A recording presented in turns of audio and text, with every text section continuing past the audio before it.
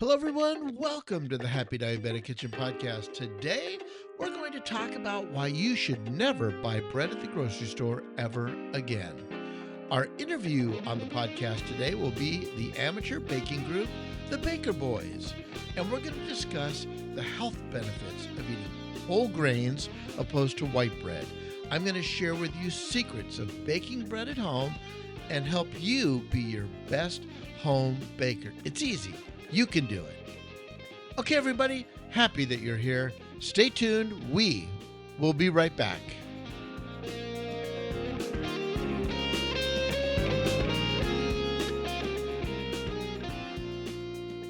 Hello, everyone. I am Chef Robert Lewis, the Happy Diabetic.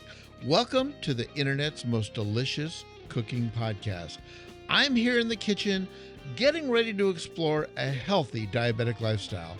I want to take the mystery out of healthy cooking, explore some amazing foods, and my diabetic journey with all my successes and all my challenges. Let me help you live your best happy diabetic lifestyle. So welcome to the kitchen. And if you're new to the show, I am so happy you're here.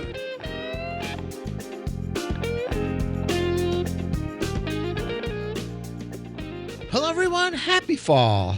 So excited that you're here with us today in the kitchen. And in today's podcast, don't buy store-bought bread ever again. So let's talk bread. Do you have a love-hate relationship with bread? Well, it's a staple of many people's diets and also a top source for calories and carbs. Well, we'll discuss the benefits of baking fresh bread in your own kitchen, simple and easy. My guests on the podcast today are the Baker Boys, amateur home bakers, Bob, Bill, and of course, yours truly, Chef Robert, and we're going to talk about simple home baking. We're going to talk, is bread okay to eat if you have type 2 diabetes? Best types of bread, breads to avoid, and the recipe of the podcast is my tree barky whole grain bread. This and so much more, so stay tuned, everybody. I can't wait to get into this episode's topics. Stay tuned. We will be right back.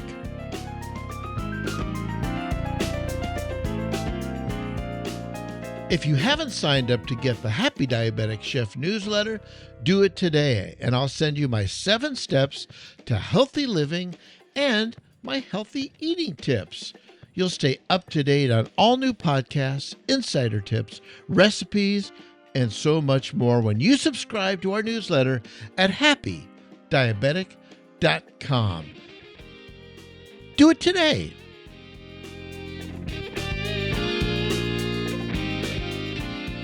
Why you should never buy bread at the market ever again. Well, listen, I'm a type 2 diabetic living with diabetes for over 3 decades. And if you're living with diabetes, pre-diabetic, or a type 1 diabetic, you've been told that bread is off limits for you. But the reality is this. Eating breads with the right kind of fiber is super, super important. So let's talk quickly about fiber. There's 2 kinds of fiber, soluble and insoluble. Both are important for your health, digestion, and even preventing diseases. So, what is soluble fiber? Well, soluble fiber attracts water and turns to gel during digestion. This slows your digestion, which is always a good thing. Soluble fiber is found in oat bran, barley, nuts, seeds, beans, lentils, peas, and some fruits and vegetables. Now, some types of soluble fiber may help lower the risk of heart disease. Now, there's also insoluble fiber. That's found in foods such as wheat bran, vegetables, whole grains. It helps food pass more quickly through your body. Both soluble and insoluble fiber are important for digestion and overall health. Fiber can help with weight management and promote great health. So, you think bread is bad? Well, yes, white bread is, but whole grain, tree barky, high fiber, grain-filled bread is not. And that's really what we're going to talk about today on the podcast. If you've had type 2 diabetes or type 1 at some point, someone has probably looked disapprovingly at your toast. Well, We know now that that remark is simply untrue. Contrary to popular belief, people with type 2 diabetes can, in fact, eat bread. That's right, I said it. They can, in fact, eat bread, the right kinds, and in moderation.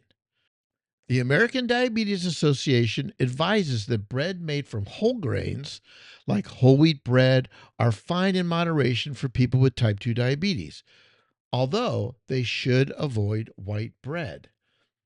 Well, if you've been nervously avoiding the bread aisle at the supermarket until now, fear not. Once you get label savvy, you're able to find the healthiest and most satisfying bread for you. But today I'm suggesting, why go to the supermarket? Let's bake bread at home. Simple and easy. So, what are some of the benefits of home baked bread? Well, for me, baking fresh goods can have many benefits. How about health? Homemade bread can be a healthier alternative to store bought bread. It can also be lower in sodium and sugar. And your homemade bread, you know what's in it and you know what's not in it. Let's talk about flavor. Freshly baked bread can have a richer flavor, especially when made from locally sourced ingredients and super high quality ingredients. Not expensive, but high quality. I think there's a mental health component to baking your own bread at home. It can be therapeutic activity that can help relieve stress and boost your mood. The aroma of fresh baked goods in your kitchen can also be calming. So there's something about kneading bread in my kitchen that just makes me feel calm. What about the life skills of baking bread? Really? Sure, baking bread can help you learn patience, which I need a lot of help there. Precision, time management, and how to follow instructions. It's also super creative. Baking can be a very creative outlet for you when you can experiment with new recipes, flavors, and methods. It also can be very cost effective. Buying ingredients like flour and grains in bulk and baking your own breads can save you money in the long run. What about great memories? Baking can create lasting memories for you and your family, especially when it's done with your family and friends. Homemade breads do not contain additives. I know what's in my bread and I know what's not in my bread. If you've ever looked at a list of ingredients on a bread bag or a loaf of supermarket bread, it's likely you'll see some you don't recognize and you can't even pronounce the words. Those can include emulsifiers and additives to help bread cook faster and last longer, and preservatives that will give it a super long shelf life. Bake your own bread, and you can simply use the basic ingredients and experiment with a range of different flours beyond wheat, such as rye and spelt. Flour, water, salt, yeast. That's all that's in basic home baked bread. And I love to give my bread a nutritional boost. It's not always easy to get a variety of seeds into meals, but my homemade bread is a great place to sprinkle them without anyone really noticing them. But hey, they do notice and they think it's delicious. I use sesame and pumpkin, sunflower seeds, and I top my bread loaves with them.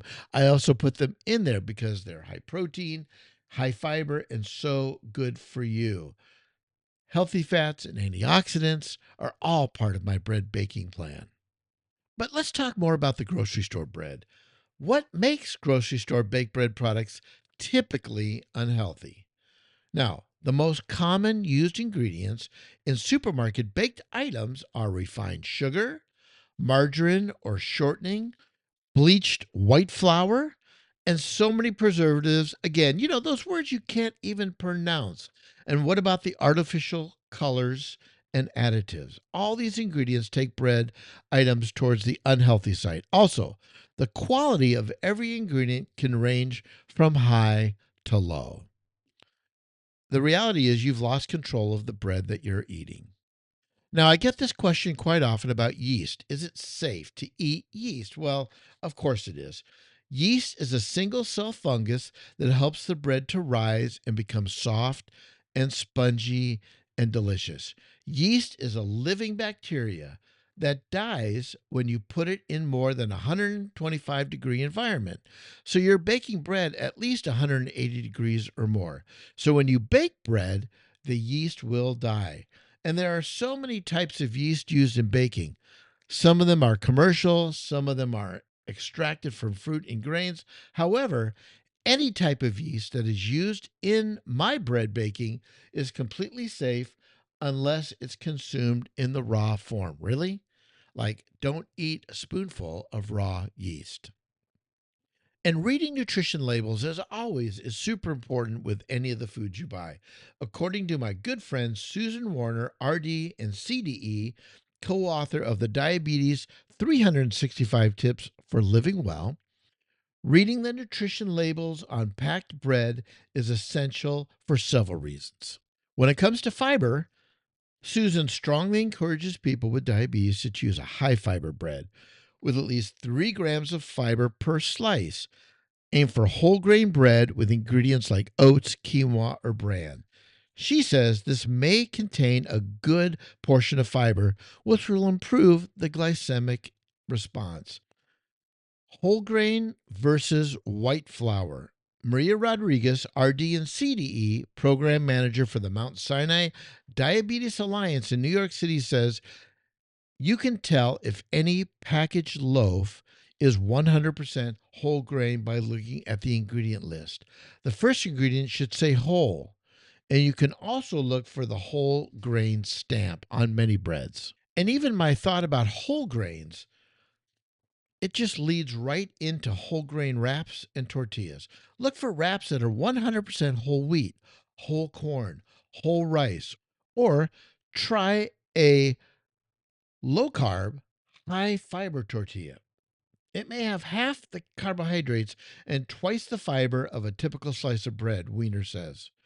Just pay attention to calories per serving, since wraps and tortillas tend to be large by nature. Yeah, I love to fill them with scrambled eggs for breakfast, lean protein, or vegetables for lunch. But what does the ADA say about breads to avoid? Well, here's their thought. The worst breads for someone with diabetes are made from refined carbohydrates, such as white flour. Processing grains to make white flour softens the texture. So, in other words, they're making it so easy for you to digest. And the key is we want your body to really work at digesting the breads. But it also strips away fiber, vitamins, and minerals and results in a higher glycemic index, again, according to the ADA. And some manufacturers will often add back vitamins and minerals that were lost during the processing, but that won't increase the fiber content because, hey, we're talking all about fiber, which is slower to digest, which is really great for your glycemic health. Now, according to WebMD, eating whole grains is a sound strategy for life. In one study, people on a lower calorie diet that included whole grains, such as whole wheat bread, lost more belly fat than those who ate refined grains, such as white bread and white rice. Whole grains provide more vitamins, minerals, and fiber than refined. But remember, when it comes to eating bread, everything in moderation. So account it for your daily calorie budget. Research also shows that eating fewer starchy foods and less red meat, processed foods, and sugar sweetened beverages, along with an increased intake of fruits, that's right, eat more fruits, vegetables, whole grains, fish, and poultry, helps you to eat a healthy and happy diabetic lifestyle way of eating. So we know that eating really any kind of carbohydrate can raise your blood sugar levels. But carbs aren't all the same. Sugars and refined grains raise your blood sugar quicker than complex carbohydrates, found in foods including beans and other vegetables. I'd like you to try this little home scientific experiment. Take a glass of warm water and a small chunk of white bread, place it in the warm water, and in just a few moments, I want you to notice what starts to happen. Then, in another glass of water right next to it, take a small piece of whole wheat bread and put that in the water and just watch what happens. You will see in a matter of moments, the small piece of white bread that you placed in the warm water glass is starting to dissolve and literally just fall apart. But the whole wheat bread in the other glass of water doesn't do anything. It just sits there. And that's kind of what happens in your body. When you eat a highly processed food like white bread, it digests in your body very, very quickly, spiking your blood sugars. But on the other hand, a whole grain piece of bread digests very slowly, making your body work hard to digest, not spiking your blood sugars. Makes sense, right? That's what I thought. Okay, when we come back, it'll be time for the recipe of the podcast. My multigrain, home-baked artisan bread made with love. You'll find it at the website, happydiabetic.com. Stay tuned, everyone.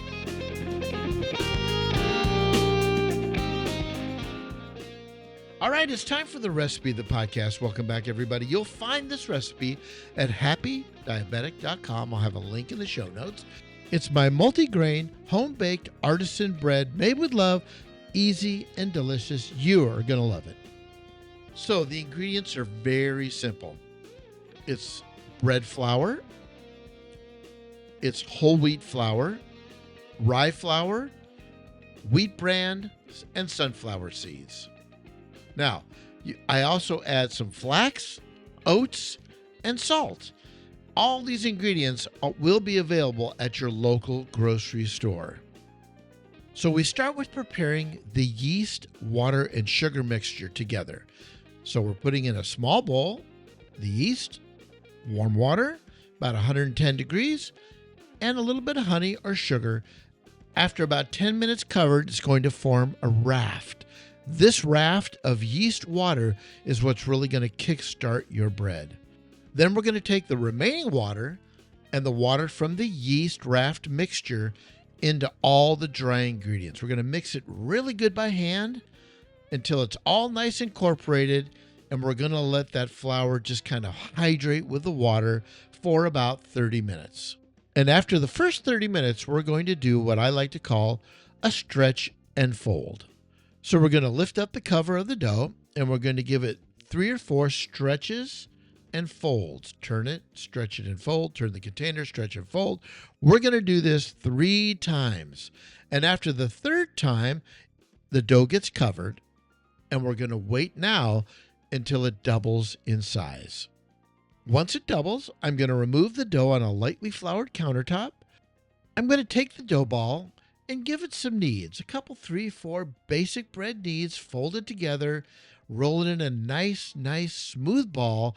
The next step is it gets set into my banneton baskets for about 45 minutes while I'm preheating my oven to 475 degrees. Now I've placed my Dutch oven with the lid on in my oven during this time of preheating the oven because I want the Dutch oven to be super, super hot.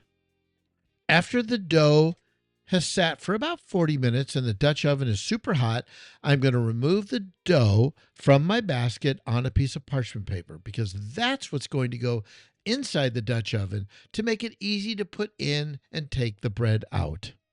So now it's time to put the dough in the oven at 475 degree ovens. It's going to cook for about 20 minutes with the lid on and 5 to 8 minutes uncovered. Now, as you read the recipe on happydiabetic.com, there's a little more detail than I've explained in this recipe, but hey, it's simple, it's easy. If I can do it, you can do it. If the Baker Boys can do it, you can do it. And we're going to hear from the Baker Boys in just a moment, an amateur baking group with 2 of some of my best friends. And in the show notes, you will find all of the equipment I recommend getting to make your bread baking really get to the next level. And remember, this recipe, my Tree Barky whole grain bread, it's about a 3-hour process from start to finish. I want to make you go from a 0 to a hero when it comes to baking bread.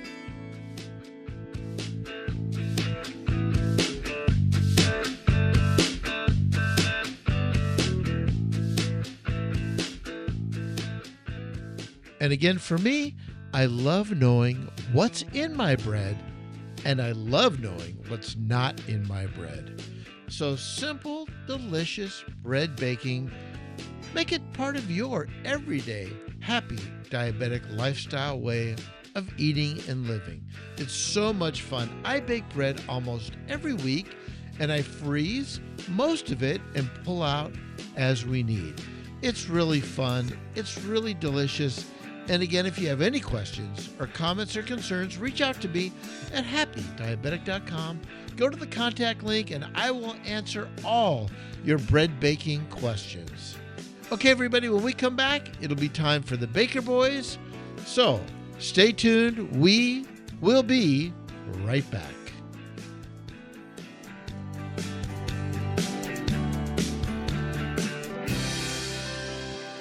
If you're loving what you hear in the kitchen, share this podcast with all your friends, family, and anyone you know living with diabetes. Please leave a comment or feedback at Apple Podcasts or wherever you listen to your podcasts. And the easiest way to find this podcast, go to happydiabetic.com, hit the podcast link on the main page, and that will take you to all my episodes. Again, thank you for listening. And as always, happy cooking.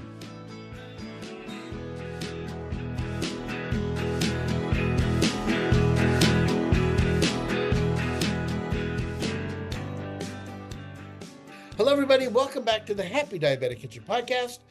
And today we have an amazing interview with some of my very good friends, Bob and Bill. And today we're talking about bread baking.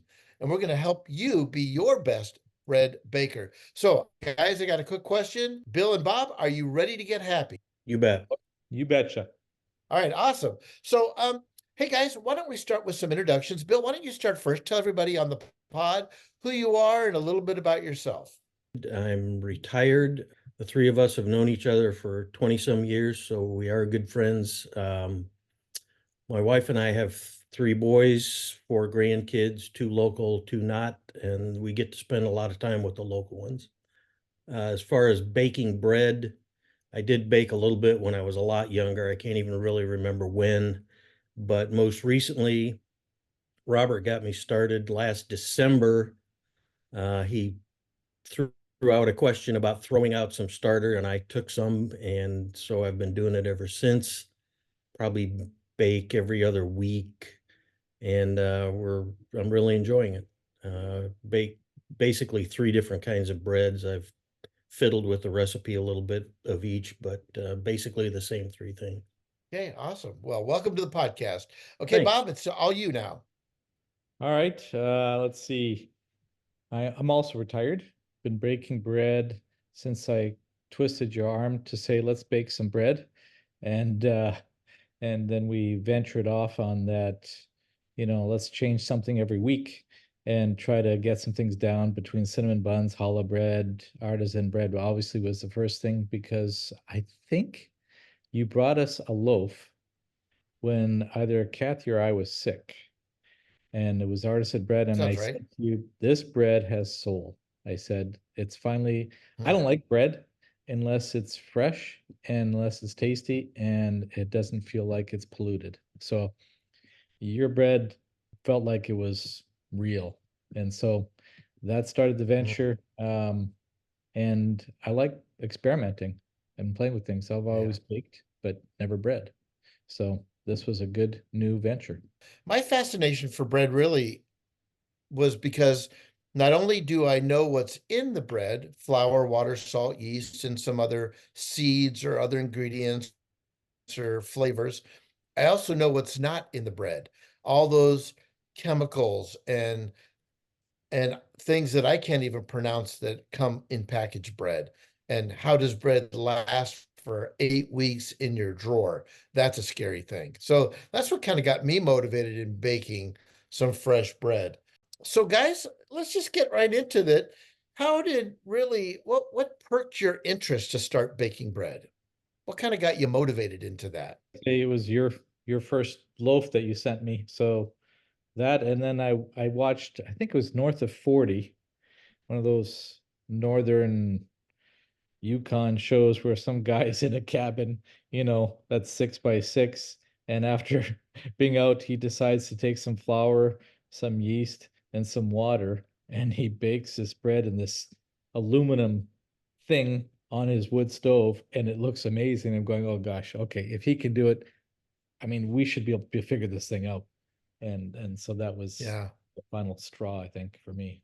I would say I like to cook. I've never done it for a living, but I like to do it. It kind of helps me scratch a creative itch, I guess. I've baked cake and pie and other types of bread, and I just knew that I would enjoy it. I like sourdough bread, and that's basically what I've been making. I found through recipes I like, and I tweak them a little bit. Or what about home baked breads do your families love? The flavor, the fact that it's fresh, the texture, it is, unless you go to another bread shop and spend a bunch of money, it's completely different than commercial bread off the grocery store shelf. So everything about it is better. The Mhm. smell, the flavor, the texture. Yeah. Yeah. Bob, what about you? What about home baked bread do you love? I like the simplicity of it. I love the smell of it. I love the struggle I have with trying to get that texture just to be right and see a rise. My family um, seems to really like the challah bread, and then the way I've tweaked that with different things, where I've turned it into a cinnamon something, and then last week garlic, and the artisan bread is still a favorite, and then just trying to get this crazy sourdough for me to rise to the height that I think it deserves to go to. Yeah. So the challenge, watching you guys, the pictures you send, I go, gosh, darn it. I love my flavor, but I want it to look like yours. I want to grow up and be like you guys sometime. So that challenge is always Uh, spurring me on. So that's so good. yeah. So in full disclosure, we call ourselves the Baker Boys, and we do have a chat room set up on our phones. And as my wife would say, there's more activity going on in that chat room than anything I've ever seen in my life. Because as we bake, we usually take pictures of the stages and we text each other, and the little dings are going off all the time. But it's a great way to communicate and just challenge ourselves to have fun. The benefits of baking your own bread, Bill, what do you see them to be? And then Bob will get to you with that question. Well, like you pointed out at the beginning, you know what's in it. So that's a benefit. I mean, I can pronounce all the ingredients. It's fun. So besides the fact that you're getting something you enjoy eating, uh, acquiring it is fun, way more fun than going to the grocery store. And it's a challenge. I mean, to try and make it better, to fiddle with it. I tried a different starter that you gave us the other day, and the results are different. The flavor's still good, but it didn't rise nearly as much, and working the dough was completely different. So Hmm.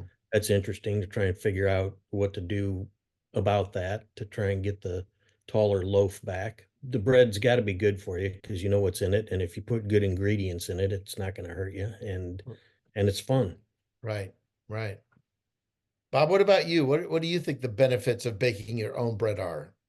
Well, I think, like Bill's mentioned, I think the quality of the ingredients is up to us, right? We can Hmm. go low or we can go high, and I've been playing with that Azure standard stuff, and man, that stuff is just darker and heavier. But I feel good eating it. Having kids with all sorts of weird allergies has, made me want to be more conscious of what I'm putting in to protect me and to give me nutrition. So, yeah, and that, again, the smell, and you can't beat the smell. So, Yeah, yeah. especially about halfway through the baking process in the oven, when your house starts to smell like a bread bakery. That for me is awesome. And I just want to mention that for those that are listening, here in the kitchen we talk about everything in moderation, right? So there is a movement out there that says if you're a type 1 or type 2 diabetic, you should not eat bread. carbohydrates, and carbohydrates convert to sugar and spiking your blood sugars. But we're talking about whole grains, and we're talking about really high quality flours. And again, everything in moderation. So I just want to make that clear. So, guys, on a scale of 1 to 10, how would you rate the difficulty of basic bread making? For those out there listening, wondering, too difficult. It's just too hard. I'm not talking about sourdough necessarily, but just basic bread baking. The difficulty on a scale of 1 to 10. It's not hard. I mean, I think there's plenty of resources out there. There's all kinds of people. It's crazy when you go looking how many people are baking bread in their home kitchens and putting stuff out on YouTube and their own websites and everything else. So there's tons of how-to information out there. And if you find a recipe you like and you follow their instructions, you'll get decent bread out of it. I don't think it's that hard. I bake a rye recipe and I bake recipe that's mostly whole wheat flour, and those doughs are a little more difficult to mix than a regular sourdough, but I bought a stand mixer, so that makes it pretty easy. Yeah, Yeah. I'd agree with Bill. I think like the artisan bread that Robert, that recipe that you started with, that I continue to tweak little amounts so I can get spelt or something else in it just to play with flavors. I mean, gosh, you as long as you have a scale and you can measure, you dump and you start mixing and you watch and you Yeah. try to play with it. And I mean, 3 hours, usually we're done, right? With an artisan loaf, the same thing with challah. I'm done within 3 hours. The sourdough's the funny one. Um, and as you mentioned to your listeners, I mean, sourdough studies on people that eat sourdough bread, that blood sugar doesn't spike like it does with yeast. So you can play with sourdough. Also, the people who live to 100, they all seem to eat sourdough, something. So there's Right. something to Yeah. it. That type of rise versus yeast seems to be have added benefits, but as you said, moderation. I'm not afraid of yeast, Yeah. so play with it. Right. Play with both. They're not that Yeah. difficult if you find some basic, and if you have on your site, a few different recipes that are easy to follow. If I can do it, I think anybody could do it. I mean, it's not that it can't be rocket science. I think we can all I think we can say with confidence, if we all can do it, anyone can do it. Yep. So and the one thing I love about basic bread baking is all the ingredients you can find at your local supermarket. Depending on the quantities you want to buy, flour, water, salt, yeast, that's really all you need. But you do need some basic equipment. So maybe I just thought we could talk about what's some of your basic equipment, and I'll put a list in the show notes with some links to where you might be able to get some, like from Amazon or whatever. I'll put a complete list, but um, you don't have to spend hundreds and hundreds and hundreds and hundreds of dollars on fancy equipment to bake bread. So why don't we just talk about, guys, what's some of your basic equipment that you had when starting out? What does your equipment look like? Well, I guess for me, we found the thermometer was important because it's nice to know when things are cooked fully through the middle. Mhm. And I was up in Michigan this last weekend making challah with my daughter, and she had nothing there. So basic measuring cup and a bowl, and we got it. And I just had to keep looking at it. Was it cooked? The second loaf was slightly underdone, a little bit raw in the middle, but the rest of it was well done. It was perfect. So the thermometer is kind of a nice gadget to have to know that you've arrived. Um, and the scale, Mhm. I think, is important. And those both on Amazon were pretty cheap. And most people have a Right. bowl hanging around their house, so you can mix in a bowl. If you have the mixer, like Bill said, it makes it a lot easier to do sourdough and challah with the stand mixer. Yeah. That's a nice thing, but it's not necessary. You have two hands. If you're lucky and you have two hands, then you can get by with it. And again, the Right. Dutch oven would be the last thing. I mean, if you're cooking in a Dutch oven, some type of Dutch oven, Bill's got that rectangular one that looks pretty cool, and I have the basic Lodge. I like the Lodge. So Yeah.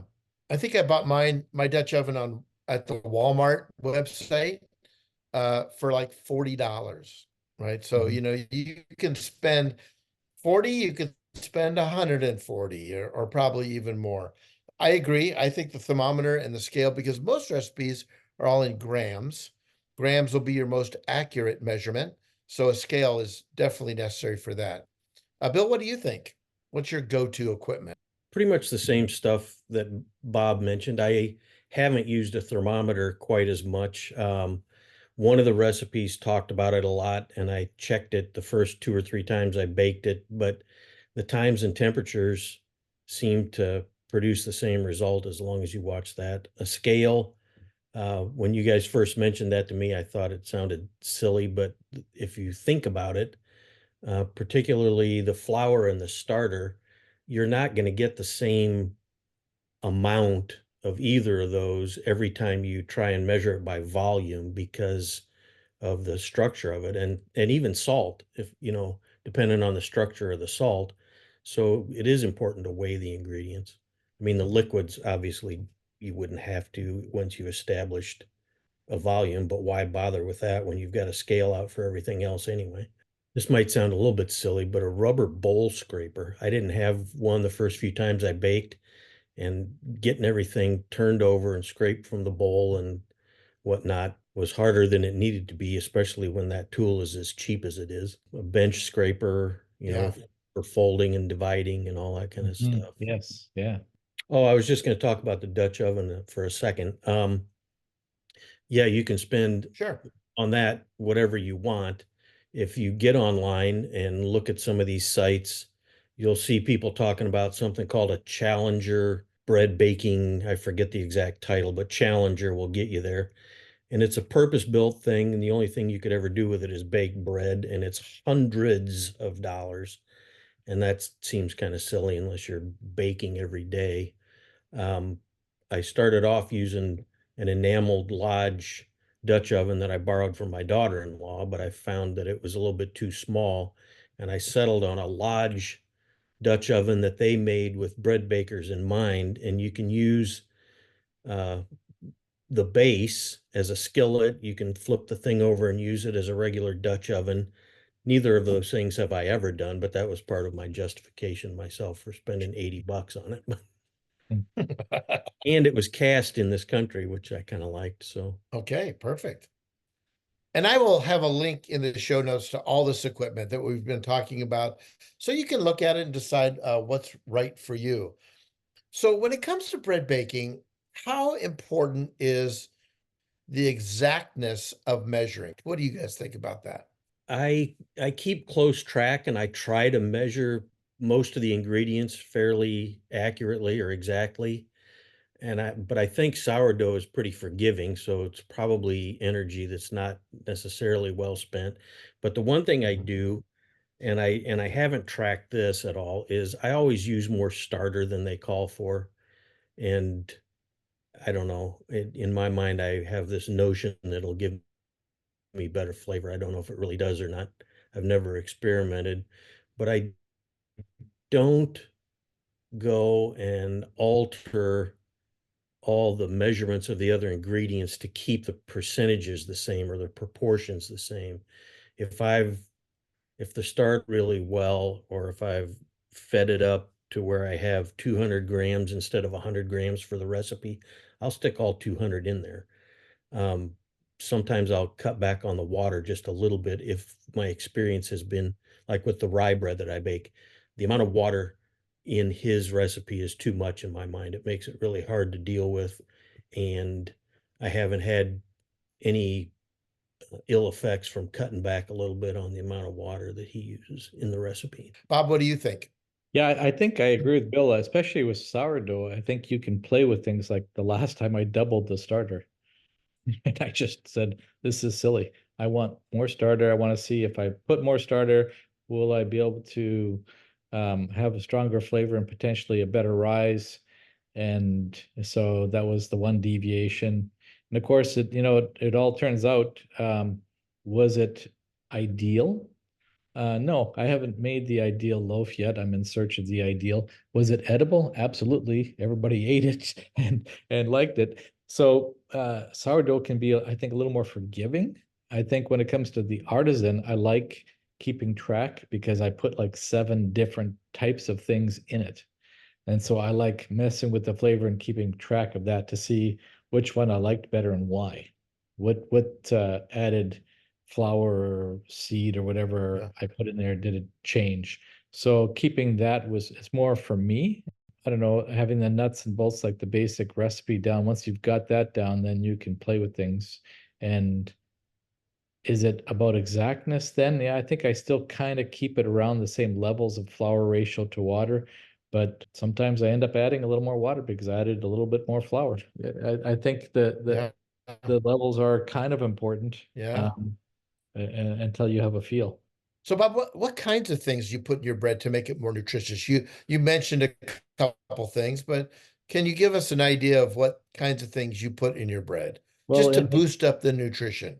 okay, so in the artisan, I'll put, the whole wheat, I'll put rye, I'll put spelt. I'm trying to think of all the different that we put all this different seeds. I put yeah, I put flax seeds, I put quinoa, Okay. I'll put some oats. Sunflower seeds. Yeah, Yeah. sunflower seeds, so yeah, all those things that are nutritious, high in protein, just to boost the protein level to reduce the carb load. Um, so yeah. One thing I've noticed about baking fresh bread is that I've met a whole lot of new people because when people find out you're baking bread, they're very interested in wanting some. So, I bake big batches and I oftentimes freeze them, but it's fun to give those pieces of bread away to your friends and family and neighbors, right? Yep. It is. So, guys, what advice would you give first time bakers? People listening to this going, I think I can do it. What would be your advice for a beginner?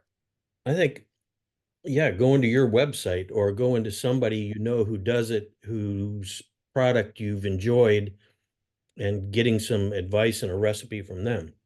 I got my starter and my first recipe from you, Robert, and I haven't tried any other sourdough recipes, plain white sourdough recipes. And once I felt like I had some understanding of how that worked, I went out and found a rye recipe I liked, and I found a whole wheat seeded sandwich bread. This guy's recipe title is about, 14 words long, but it's really good bread. It's full of all kinds of seeds and stuff, and more than half the flour is whole wheat. And you bake it in a loaf pan rather than just free form in a Dutch oven. And they're all sourdough. None of those have I used packaged yeast in. Find a simple recipe you can follow from somebody that knows what they're talking about, and just try it. It's just not that hard. Yeah. But I would say build confidence with a simple recipe. I still think the artisan has many levels of ingredients that you had in that, Robert, is still, I think originally it was just whole wheat and whole wheat bread flour and unbleached bread flour and That's all. correct. Yeah, and then next thing I know, it's like 7 different things.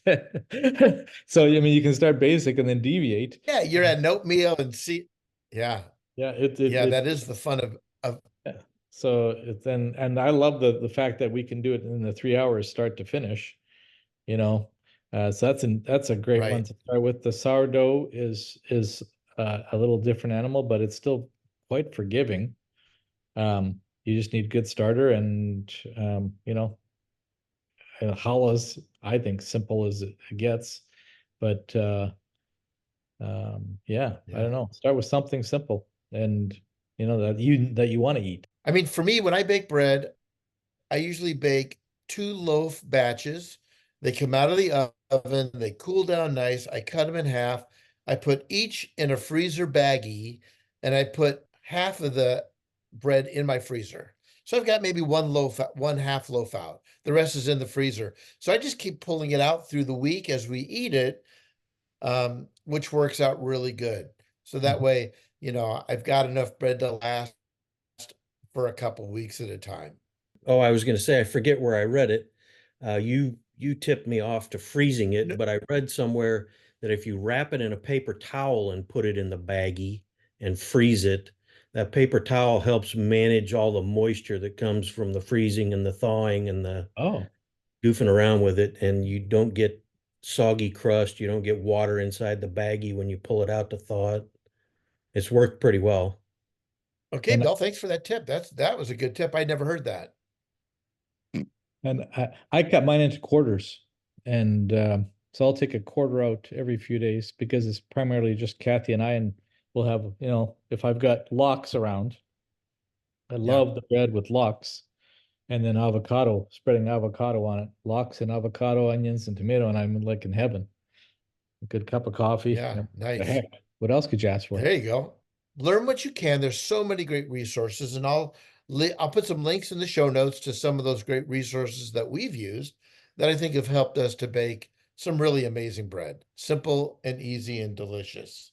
Okay, guys, anything else? Any other words of wisdom from the Baker Boys to the folks on the podcast about bread baking, or um, any kind of encouragement, or any thoughts you want to add? I would just say, if this sounds like something that you'd like to try, you like fresh bread, you like to cook, just jump in and do it. It's like Robert said earlier, if the three of us can do it, anybody can do it, and it's fun. And the only other thing I'm going to add to that is, I mean, it can be so relaxing. So put on some music if you like music, pour yourself a glass of wine, or if you like beer, have a beer, sit down and relax. Although if it's 9 in the morning, you might think twice about those two things and just have coffee. But That Yeah, perfect. enjoy the moment. that's the beauty of sourdough. You'll be working with it all day, so you can have coffee in the morning and a beer in the afternoon. That's right. That's right. Oh, love it. Full stage. Love it. Yeah. There is something therapeutic about kneading bread and working with your hands and working with whole ingredients that are real, and then producing something that's amazing. Thanks for being on the podcast. When we come right back, we're going to play the game. I call it the Rapid Fire 411. So I'm going to ask you a series of rapid fire questions, and you're simply going to choose your preference. For example, butter or olive oil, riding a bike or hiking, favorite food. We're going to get into this game for big prizes when we come back. So thank you guys for being on the podcast. Stay tuned, everybody. We will be right back.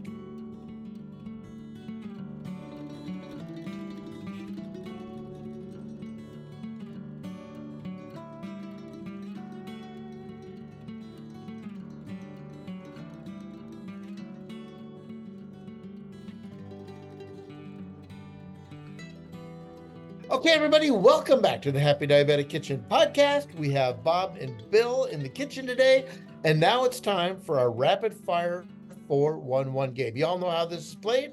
I'm going to ask Bill and Robert some questions, and they're simply going to choose their preference. So, guys, I'll read the question.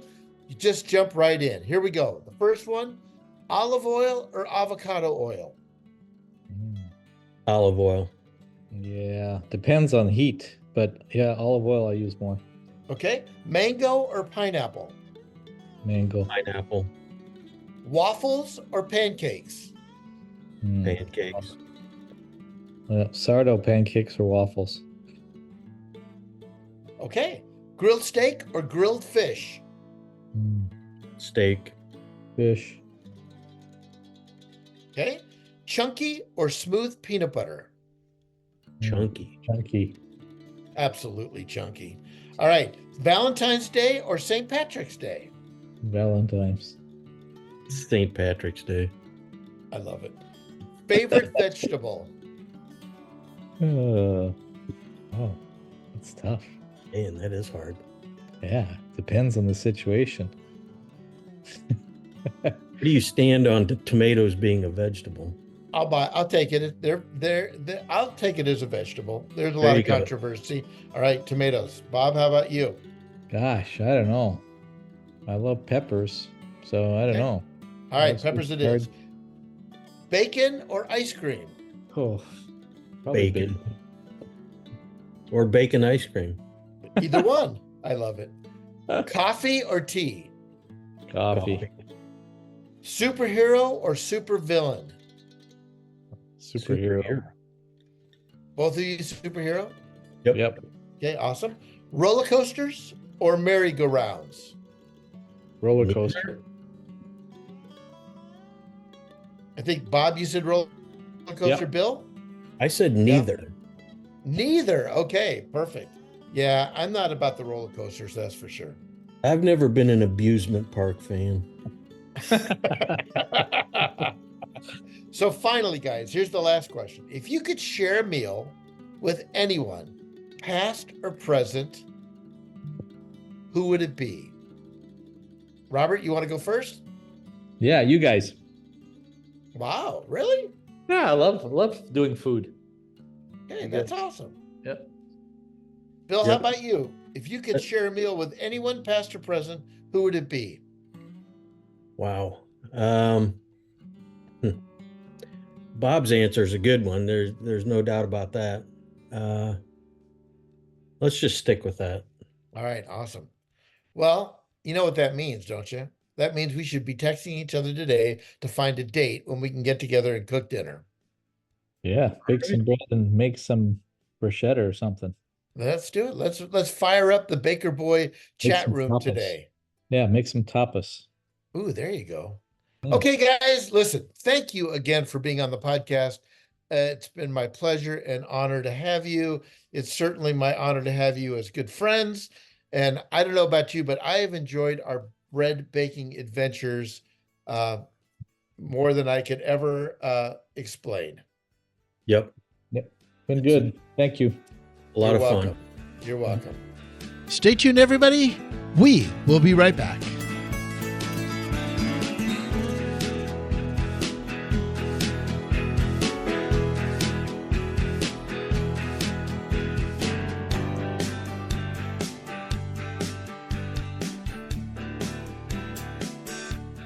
And like all the suggestions that we've talked about today, remember to consult with a healthcare professional for your personalized advice and guidance tailored to your specific needs and medical history. One size does not fit all.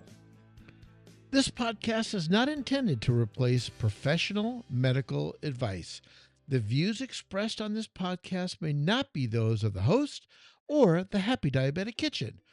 Always consult your medical team if you're planning on making any changes to your health plan, medication, lifestyle, or anything going on with your diabetes. Remember, I'm not a doctor, a certified diabetic educator, or a dietitian of any kind, although I am a father of 3 amazing kids, Attila, Dracula, and Frankenstein. Well, that does make me a psychiatrist of sorts. Well, my mother wanted me to be a doctor. Does that count?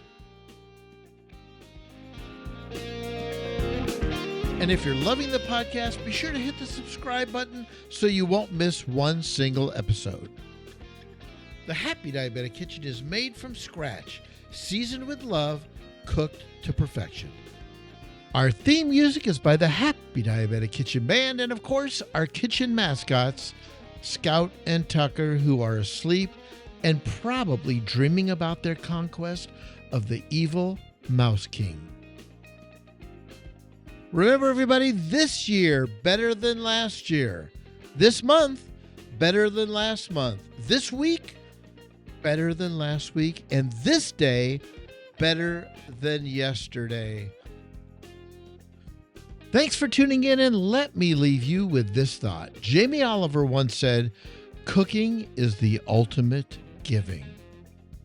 Give someone you love that gift, and do it often. Food is love, and love is community. I mean, this world needs more love. Thanks, everybody, for tuning in, and remember this: at the Happy Diabetic Kitchen. No one loves you more than me.